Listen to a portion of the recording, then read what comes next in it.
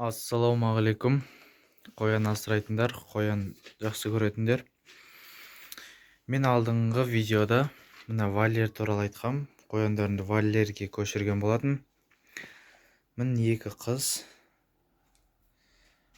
Мына жерде жақсы жүгіріп ойнап жүр. Міне көріп отқандарыңыздай. Вольер өте жақсы су ішіп жатыр. Сіздерге бір жақсы жаңалығым бар. Мынау біздің Милана көжектеген болатын. 5 көжек туғандарына 3 күн болды. Енді видеоларымды күтіп отырсаңыздар, енді бұлардың өскен кезін түсіріп көрсететін боламын. Және де тағы да пайдалы нәрселер көрсететін боламын. Міне қояндарға үйде мынандай гречка, горох, күріш дегендерді беріп тұрсаңыздар, өте жақсы витамин болады екен бұларға. И сосын қазір күн ыстық кезде бұларға астыларына кафель төсеп беріп тұрсаң, өте салқын болады екен, күндіз осылардың үстіне жатады. Немесе қазып ана бұрыштарға жатады, асты цемент болса да жетеді. Міне шөптері.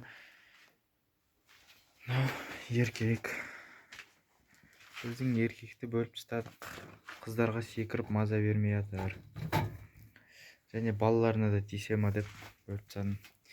И содан кейін міне туралған алма. Бұларға қазір осындай берсең, жақсылап тұрып жейді. Сосын бұндай алмаларды қысқа сақтап берсеңіздер де болады.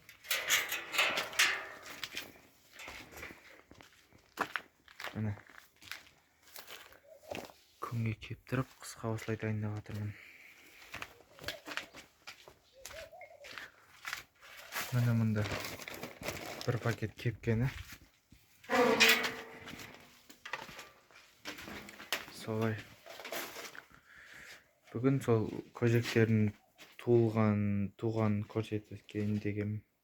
Енді видеомды күтіп отырсаңыздар, тағы да енді қояндардың өскен кезін Алла қаласа көрсететін боламын. Және мен қолдап, тіркеліп, лайк басып кетсеңіздер, алды талай видеолар шығатын болады. Рахмет.